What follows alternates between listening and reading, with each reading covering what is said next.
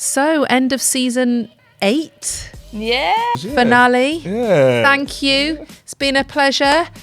Joy. Yes. And it's at times like that where it's important to connect with your story of why. Why is it that you've done what you've done or you're doing what you're doing to try and make change? How do you prompt yourself to be intentional and keep thinking about your why so that it doesn't, it's not like once a year. Yeah. You need to have that frequency to get the fuel from it as well. Returning to your why, noticing what it is that fills you up. What is it that gives you energy? What is it that gives you life force to keep you going? And noticing the small wins. But also, why don't people skip? Like, it's like a good way But why don't to you get skip? somewhere I've never fast. seen you skip before. Yeah, because it's a social society says, Yeah. You okay, hon? Hello, and welcome back to the Social Matters podcast. This is the season finale. Yay. This joke will never grow old. For those of you who don't know this joke, it's been running for 8 seasons. This is how Eugene thinks you say finale. Finale. And me and Nads have not let it go. So but it's not about how I think it's said. It's how it should be said. There's more flair on it. Like Finale. Which one makes you feel better? Say both of them. Finale. Yeah, and then say Finale actually sounds funny. yeah, Finale. and then say Finale. say it my way. Finale. Hey, see, look at you, look at a bit of energy. The season finale. Finale. Finale. I don't know. Anyway, here we are. Yeah. How are you both? Season finale. Yeah, really well. Full stop. I'm feeling really well. The sun is shining. Yeah. Like, once again, we've come to the end of one of our seasons. And yeah, it feels we've got exciting things coming up. So yeah, I'm feeling good. Because when I've said this before, you were like, oh, you're ruining the illusion that we record at the time of release. But we're recording this on the hottest day of the year. Like, think back, everyone, to that Wednesday that was really hot and 25, 26 degrees. And I think it's fitting that we're doing... It's going to be 25 degrees today. Yeah. Are you serious? Yeah. I did 25, not 26. receive that information. What did you not? think? I just thought it was going to be like 15. No, babe. Why are you wearing the t-shirt? I forgot that's why you're wearing the t-shirt. I just... Oh, this is 15 t-shirt. Yeah, well, I wouldn't be wearing black, that's Yeah. for sure. I think we need a check-in. Do you check the weather? I do. All the time. Generally. Do you check it religiously? Really? Do you know why I check it? Because it's from playing tennis for 12 years. Yeah. So, like, I check the weather in the days running up because to know whether it's going to be good tennis weather or bad tennis weather, whether we can play or not. So I'm used to checking the weather, but I always check the weather, like, almost every morning to I think there's something decide what I symbolic wear. in those that do and don't. Those that are like, I need to know, and those that are like, Do you live check? life with uncertainty and just see what happens see if I what get rain. happens. I used to, because I used to cycle every day, but I've got out cycling a bit of late, so less so. But generally, yeah, I I'm do. feeling really bad because my daughter's gone to sports camp and I've in sent her a in winter coat. I sent her in leggings. She could have gone in shorts. Yeah. I sent her in a t-shirt though, Okay. not like Yeah. full get up. But oh man, thought you were Margaret like- fail. And I thought you were going to be like, oh, I feel bad. I've spent the day in a woolly jumper and a hat Yeah. and stuff. It's not my fault. No, it's all good, Yeah. but going to be a lovely day. That's so nice. That's a nice surprise for you as well. It is a really nice surprise. It makes me think we should have lunch outside. But how do you feel about eating outside? Oh, I love it. Yeah. There's a place around the Yeah. corner where they have outside place. Yeah, we yeah. can go there. Okay. Definitely. Yeah. But also, if it helps out, it's gonna be, if it makes you feel better, it's gonna be like 15 to 17 all the way up onto like 1. And then Okay. I think the 20 Yeah, and like 25 3 comes from o'clock like 2, vibes. 3 o'clock. That's so joyful. Yeah. That's such good news. Thanks. The heat is on.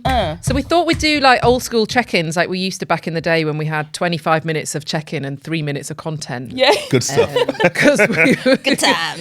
we're thinning out at the end of the season. So I've got a few questions, team. Oh, good. So I'm just going to freestyle and see what's occurring and see who wants to answer it like you're on a panel. Okay. What is, imagine if you're on a panel what is one useless talent that you have? Who'd like to answer that? Eugene? Anyone? Or no, you Nadia? said who wants to go first? Do you want to go No, first? you go, Yuge. So this is, I know you're going to test me on this.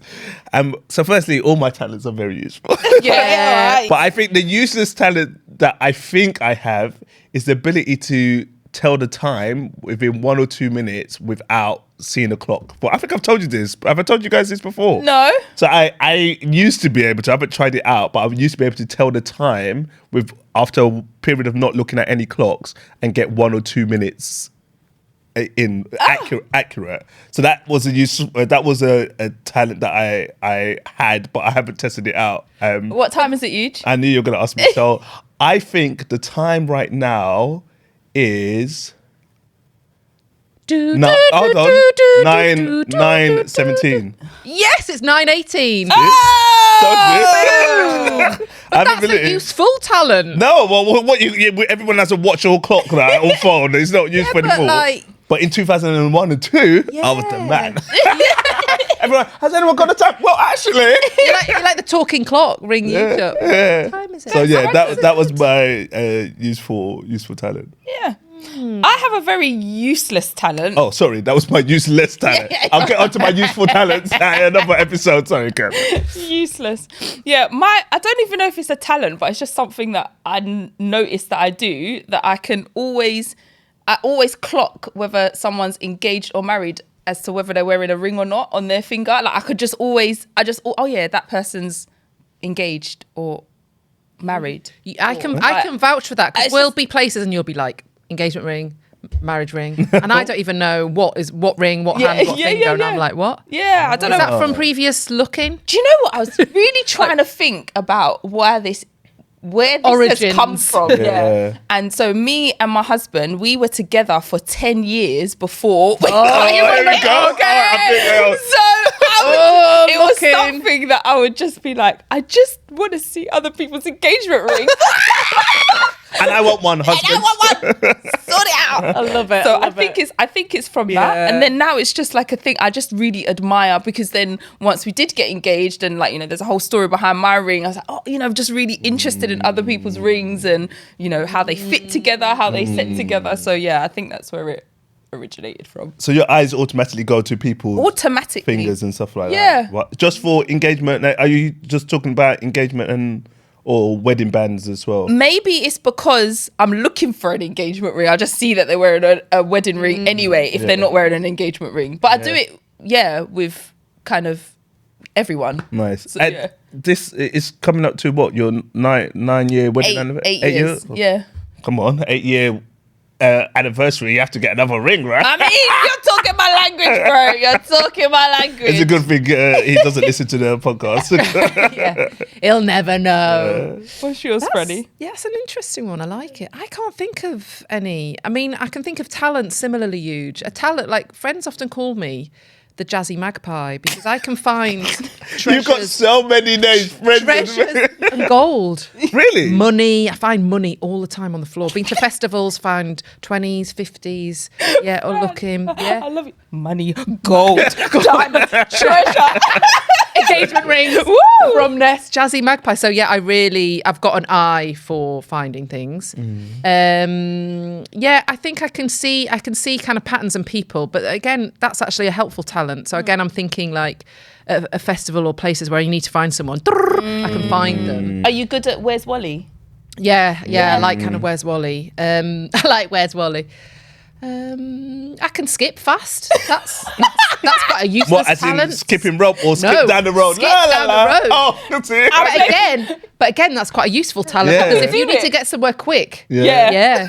Let's do it after this. I want to race you. Also, why don't people skip? Like it's like a good way. But why don't to you get skip? somewhere I've never fast. seen you skip before. Yeah, because it's a social society says, "Are you okay, hon?" If I went skipping to try and get the bus. If someone went skipping past you, someone runs past you, you're like, oh, there's John having a run. There's nothing to see here. If someone came skipping past you in the park, you'd be like, but phone the park warden. There's a man skipping around the park. You'd report him. It's 23 degrees today. I think if you're going to skip on any day, it'll be today, because there'll be a rationale for why. If I don't see you skip to that lunch place that we're going to have, I'll be very disappointed. I have to limber up. I haven't skipped for ages, but I did used to love a skip. Yeah. Should we skip to lunch? Let's skip. I'm here for it. Oh, talents, many talents. But also, just on the skipping, like, this has to be dissected again. If you, from your time of skipping, Do you think that skipping and singing or humming comes hand in hand? Can you skip to zero tune in your head? Yes. Yeah. No. I feel like, yeah. I think skipping yeah. comes with la la la la. Yeah, you've kind of got a theme tune. I see what you mean. You've got a like theme tune going on in the background, but yeah. No, I'm too busy. Just focus. Yeah. Bam, go. Get to the destination. Yeah. Okay. But So you skip with intent rather than skip for pleasure. both. Okay. That's what I'm saying. I think I would probably be more skip for pleasure, but I think we should bring in skipping with intent. Yeah. Because if you've got a train to catch, if you skip to the station, Overrunning. No, but running they're is more quicker, you could- vigorous. I think you could get skipping is leisurely. faster. You've got long legs, Nads. I reckon your skipping potential's high. Untapped talent here. Let's test I it really out. think. So it's a very useful talent. Yeah. then. So bring back skipping. I'm going to set up Thanks, a Rez. campaign. Change.org. bring back skipping. Thank you for that. Interesting to learn there. I know.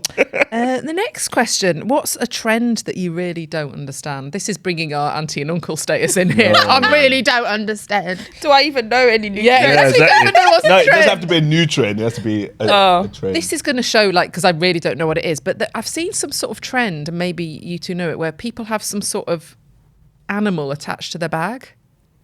Yeah. What is that? A real animal. No, like a little key ring of a fluffy thing. Yeah. Oh, yeah. What is that? Kids. What is that? A lot of kids in my daughter's school have that.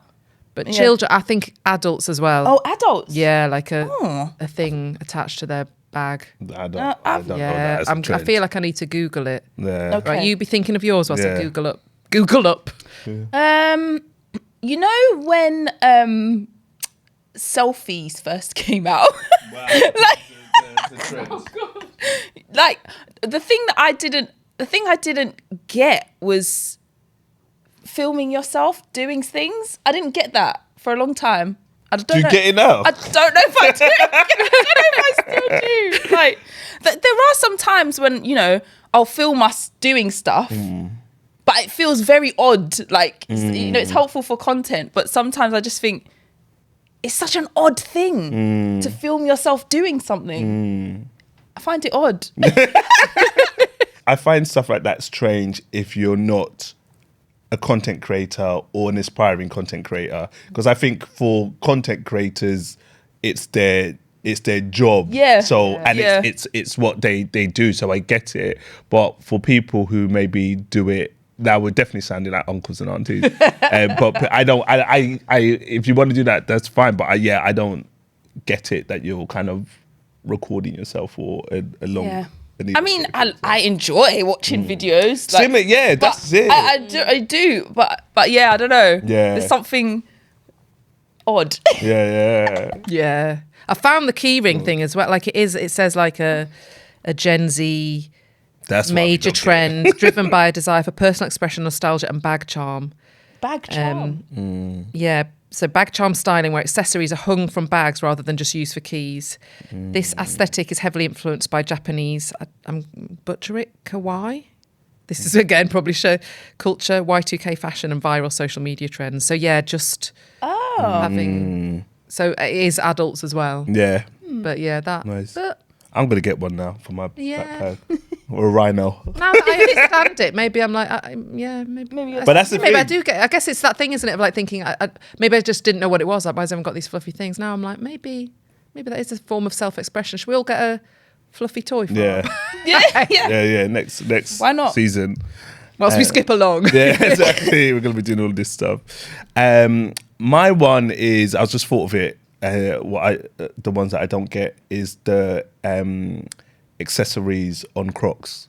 I don't get. I know. Yeah, okay. No. I don't. No. Go on, No. You don't. Go. No, because Crocs was something that I used to think you will not catch me in a Croc. Never. Yes. I own a pair of Crocs now. They're Yes. the most comfortable. They're the best. Yeah, They're the everybody- most So comfortable. I get Crocs. You're not anti-Croc? No, I get the one they're comfortable. I haven't got one, but I may get one because I've heard how comfortable Just they are. one? It's the yeah. It's my Your right right foot. My right foot. My left foot, fine. Relax, chill. My right foot is upset.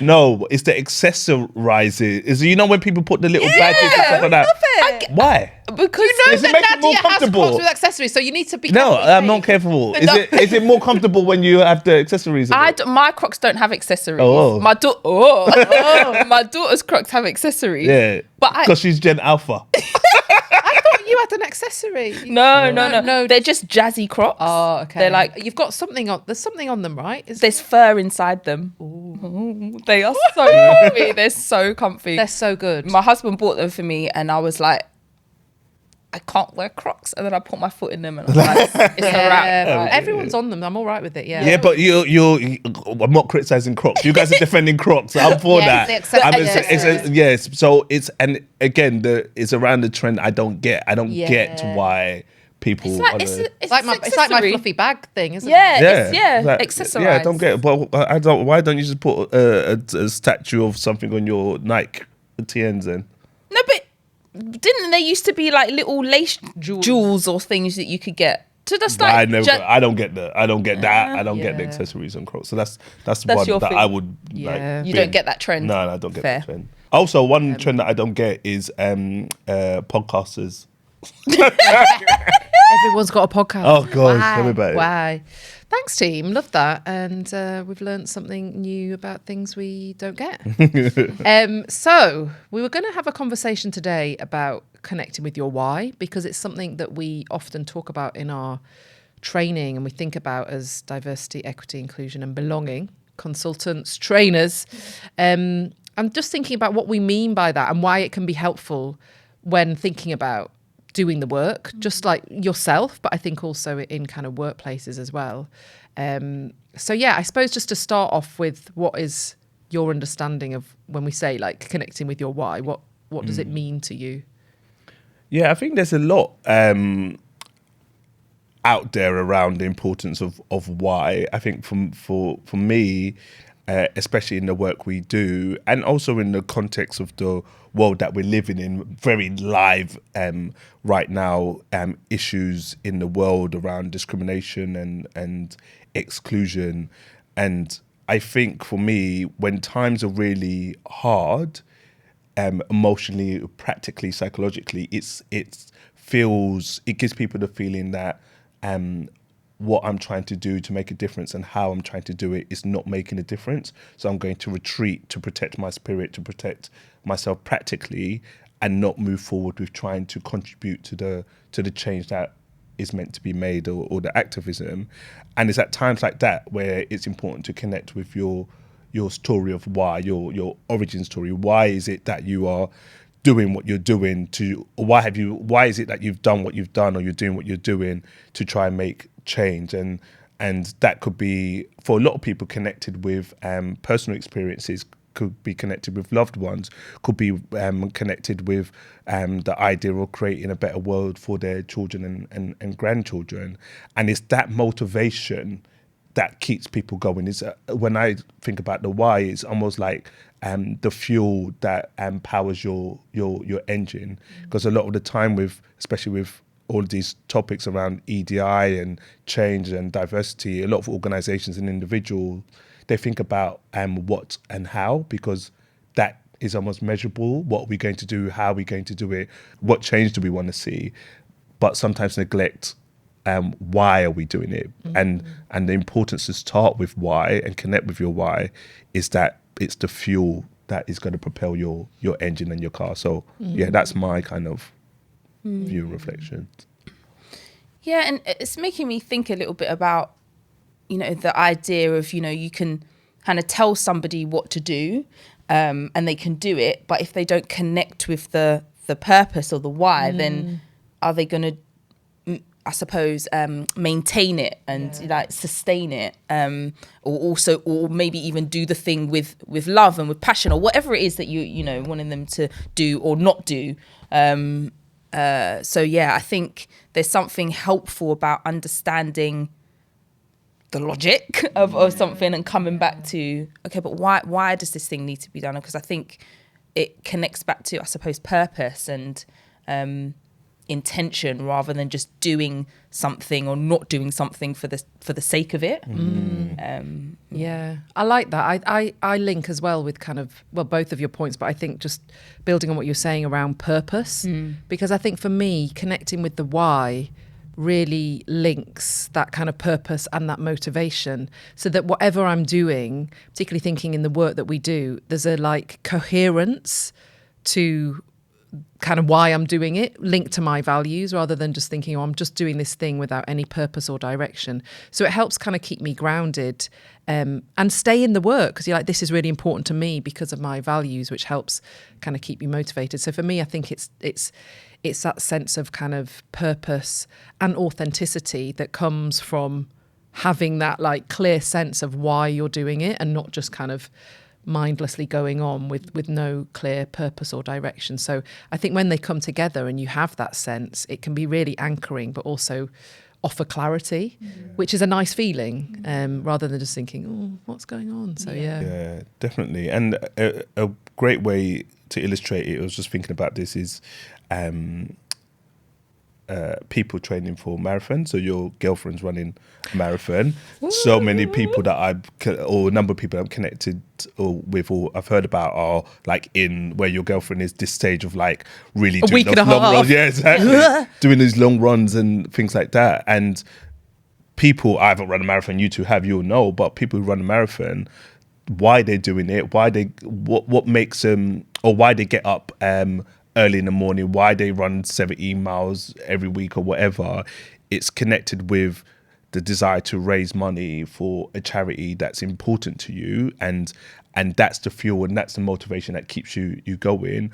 Or the why is around a personal achievement and goal to push yourself. So a marathon is a really great way of illustrating the importance of connecting with your why, because it's a grueling process, not just the actual run on the day, but the whole process of eating right, doing the long runs, and battling through injuries, the recovery process, the prep stuff, and all of that on paper seems like a big chore or what people need to do. But if you're able to connect with your why and start with that, the reasons why you're doing what you're doing, it's what makes you run when it's -2 degrees on a Tuesday morning, because the why is the fuel that keeps you going. And I think it's important for people to really hold on to that in this day and age of division and oppression and discrimination, because we need people to not lose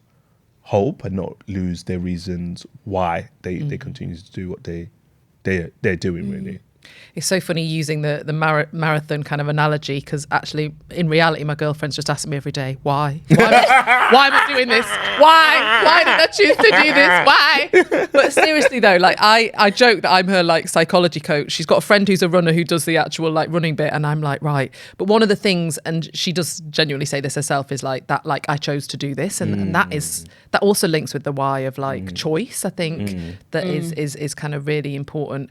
And as you said, like she said to me the other day, only 1% of people in the world like run marathons, and you know, like that kind of personal goal and stretch and challenge. But yeah, she's definitely battling with a why have I done this. But no, I think that is a really important point that helps going in that when times are tough as well. Yeah. What's your why? So when thinking about, because I was just thinking about the paths that we've chosen in our careers, from social work to family therapy to coaching to DI training. All of our paths focus on the desire to help and support people in different ways. So if you were to think about the path that you've taken in your career, or even just right now, how would you kind of what would your why be? What's your why? Yeah, my why is, I think it's a huge sort of accumulation and combination of different things. I don't think that there's like, you know, necessarily one thing that's happened, or, you know, I can like reduce it down to one thing. But I think and I know a big part of my why is, you know, kind of where I'm from, like how I've grown up, who I've grown up around, some of my experiences in childhood, and kind of, you know, through teenagehood. Is that a thing? It is now. Yeah. I like it.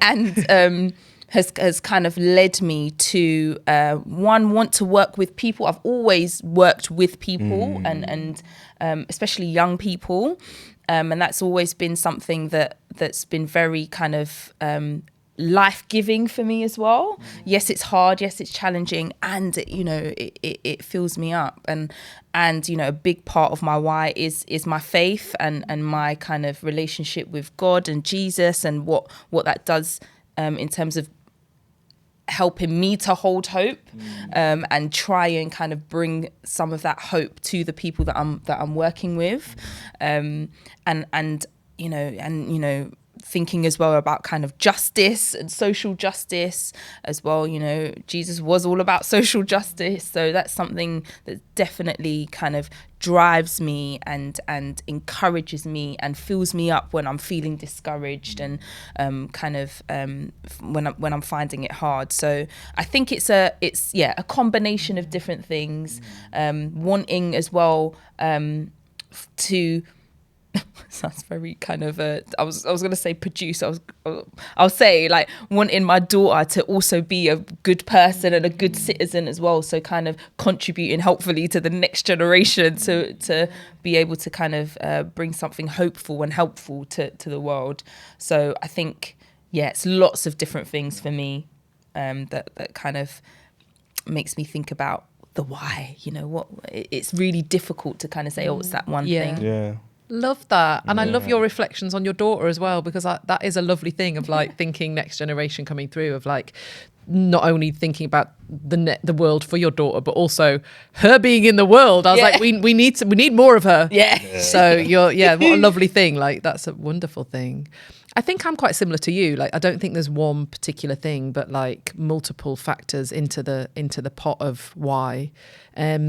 I think like growing up, my parents and my wider family were all kind of public sector workers. So I think that was something that I saw when I kind of thinking about, what I saw in front of me and what people were doing, kind of nurses, doctors, teachers, etc. So I guess that element of, public serving.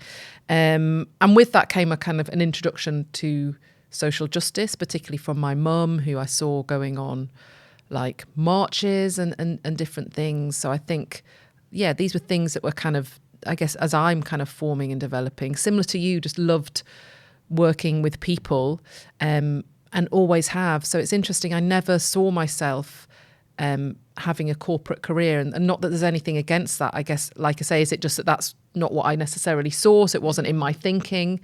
I think I was always moving towards that. And my undergraduate degree was looking at the representation of refugees, asylum seekers in the British press, and this was in like 2001, and here we are how many years ago, and it's the same rhetoric. But I was very much really thinking about that and all the kind of racist, xenophobic rhetoric that was about then, and I was doing a lot of work with the refugee forum in Nottingham where I was at uni. So I just like different little things, I guess, that kind of interest in social justice. And then my own lived experience as a queer woman. I think when you're from a marginalised identity and it's kind of in your face, your own lived experience of marginalisation, discrimination, homophobia, internalised homophobia, you kind of, that's been part of my own journey of like wanting to challenge that in all its forms, not just for my community, but, all forms of isms as well. So, I think a combination of those things. Yeah, nice. I love that. And copy and paste in all of those, in a lot of the things that you're both saying around, especially mainly around working with people. I think that was a really key thing. But for me, it started off with regards to when I started my journey to social work, was more working with children. And I think I was so connected with only doing things that brought me joy and made me happy. Love that. And I remember my brother so after my undergrad degree, I lived at home with my mum then, and I was unemployed for 9 months. I did a little bit of bank work in play schemes, but a full-time job I didn't have because I refused to do any job that wasn't connected with giving me experience to be a social worker. And my mum and my brother was like, just get a job like working admin or work for. I'm like, no, because it's going to take away from my time to do job searches in the area that I want to do. And I held out for like 9 months, and I was just on the cusp of being like, oh no, I'm not going to find a job. And then that's when my first job, that was, I first worked as a contact supervisor. But I think like in my entire working career, I think I probably had about 4 or 5 days when I finished and be like, F this, I don't want to do this anymore. And that was in relation to some serious things that happened. And I think because despite the challenges of being a social worker and in the jobs that I've done, I've always found joy. I've always been able to laugh and find connection and happiness through connecting with children and families, or connecting with colleagues, or working and training and seeing the development of people. I was doing a big spring clean actually the other day. I got rid of 6 bags of clothes. Can you imagine? I'm like, and then I also found a box of so I don't throw away cards that I get, and I found a box of cards like from old students and families and birthday cards and stuff like that. And I was just reading a couple of them from the students that I taught, and that was like 7-8 years ago, and having an understanding of where they are now, and realizing that you had an impact on people and you contributed to their development. That is also part of my reason why. And I think in my late 20s, maybe mid to late 20s, I accepted and lent into the responsibility that I can have an impact on people and I can influence people in a positive way. And I lent into that responsibility, and I welcomed that, and I took that on. So part of my reason why is that I feel that I have a voice and I have the ability to influence people, organizations, groups in a positive way. So I think my late 20s and my 30s, now my early 40s, involves me leaning more into that responsibility rather than shying away from it and being like, no, this is too big. So I think that's part of my reason why, because I accept that not everyone can have that influence. So if you have it, then use it. It's like my view on talent. If you have any sort of talent, like telling the time without looking at, then you have to use it or you lose it. So that's part of my reason why. And yeah, I think we'll all say this. I've always loved what I've done and love now doing the DEI stuff, the EDI stuff, and part of our reason why, or in this field, is that we can hopefully contribute to making change and more inclusive workplaces and things like that. Love that. I was thinking about like how we're all quite connected with our why, and again maybe that's because we've thought about it before, or just like maybe reflected on our journeys. But I'm thinking if people are listening who are kind of thinking, I don't know what my why is, or how might I connect with it? Like how did you connect with your why, or how do you? Because I think it's helpful to be able to do that for all the reasons we said at the beginning. But I'm just thinking if people are like, I don't know what mine is. Yeah. I remember we were introduced by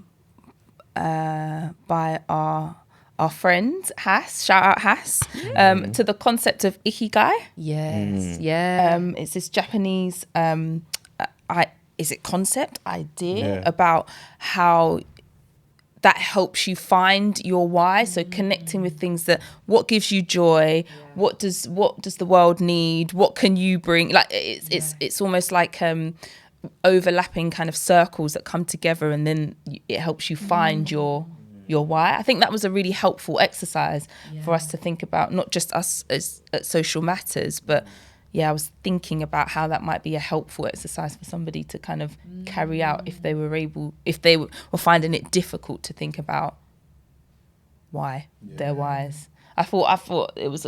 I really love the idea as well that from drawing from like wisdom from different cultures and different kind of people to help us kind of think about our purpose here. Yeah, I like that as well. I think another thing that could be helpful. So I think part of what's helped me connect with my why is not just my understanding of myself, but it's other people's understanding of me. Yeah. So that feedback culture that I think we were, as social workers and trainers and teachers and coaches and family therapists, I think directly or indirectly, there's a culture of feedback that happens from how we see people react, or just simply saying thank you, or that was helpful, or that was unhelpful. I think those micro interactions has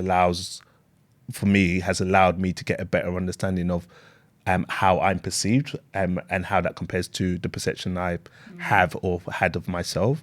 So I would say trying to create a culture of feedback and doing that kind of self-introspection, reflection, but also going to the people who you trust and who you're close to and asking them questions about how they view you and how they view the impact that you have, or what your strengths are and what your kind of unique traits are, and that can feed into connecting with the why, like why you do what you do, because I think, and we've used this before in training, so the kind of exercise of writing down how you see yourself and how the world sees you, how loved one sees you, and almost comparing and contrasting and seeing similarities.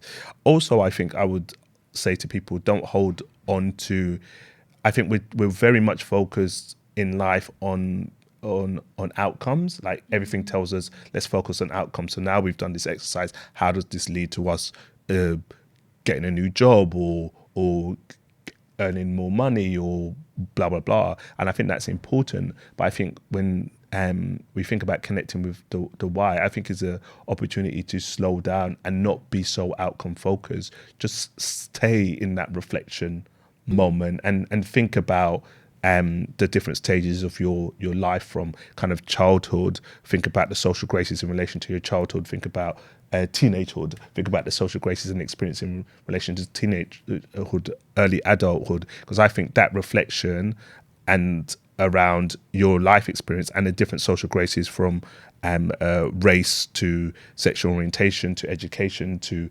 employment, social economic status, I think a reflection around all of those aspects will help you maybe see a pattern of why you've arrived at where you have. Love that. Love both of those of, the ikigai. I love that, of just giving yourself that time to like pause and reflect and think. But I also love the kind of idea of that feedback, because there's something about when you were reflecting on your why and saying in your late 20s of thinking, to use my voice and kind of support in the development of people. You're so good at that, and that has come from obviously seeing and getting feedback that you have something to offer in that space. So that's lovely, isn't it? That kind of that feedback loop of like what do I like, what is my kind of values and anchoring, but also what do other people notice and appreciate as well, which can be so helpful as well. Thanks, team. I was thinking as well about kind of in the work that we do, like we always say, like our why helps anchor us, keep us grounded. But what do you see as the kind of challenges of kind of staying in your why, particularly in the D&I work when it's tough? It's tough. And particularly all of us, have lived experience of discrimination and oppression. And when you have that and then you're going to do the work, that might be your part of your why, but the why can also be really tough, can't it, when it's really impacting you? So like how do you kind of navigate staying anchored and connected with the why and that motivation when it's tough out there? You go first. Yeah, I think just going back to what you're saying about the challenges also, I think the challenge in staying connected with your why, or in like the work context or employment context, is that I think it's almost like an invisible like I was going to say cloak, but it's basically invisible until you're permissioned to make it visible in a way, because it's not natural to a lot of organizations for people to think about their motivations and why they are doing what they're doing in relation to DEI within your organization, for example. And when I talk about DEI, it's not necessarily in a tangible way within organizations, but it's about kind of contributing to creating a culture of inclusion and belonging within organizations. And if you're not permissioned to talk about it, then it remains invisible. And I remember we've done this recently where we've given people the opportunity to discuss their reasons why. And it's so powerful. People who have worked together for 5, 10, 15 years, learning so much about a colleague, and that then motivating them to think about, okay, how can they continue collectively on their kind of anti-racist journey. So I think that's one of the kind of challenges. If you're not permissioned to talk about it, then it can be something that is invisible. And yeah, and I think what can keep you connected to your why when it's tough is seeing like the progress that has been made with people connecting with their reasons why, despite the kind of pushback. So I often think about what were things like in this country, literally in the decade I was born, the 80s, and for me, personal experience in relation to racism and how different it is now. And that difference doesn't mean that, we've improved we've improved to an extent where there's no kind of racism, because it's still very much present. It looks different. But I remember hearing stories of people who are just literally 7, 8 years older than me and have experiences of being chased out of pubs by skinheads in the 80s, and that wasn't my experience in the 90s. Racism looks differently, but I think if there are people walking the streets and that we talk to now who that was their experience and it wasn't my experience, and that's what keeps me kind of going, that change is possible. Yeah, there's something really helpful, like what you were saying about kind of connecting with your why and the importance of bringing that to consciousness, like being really intentional about it, like, because once you name it and notice it and intentional about it, it just helps you so much more rather than, I suppose, aimlessness, and you used the word anchor before, and it is really anchoring. Like, it's so helpful to just be like, oh, okay, this is the thing and this is why, just to bring it to consciousness. And I think for me there's something really important about almost like returning back to base and being able to kind of be like refueled and re-energized, and I get that from different places and spaces, from you both, having a great support team and friends that are cheering you on and backing you and telling you about yourself, and you need to be told about yourself, like that's so helpful.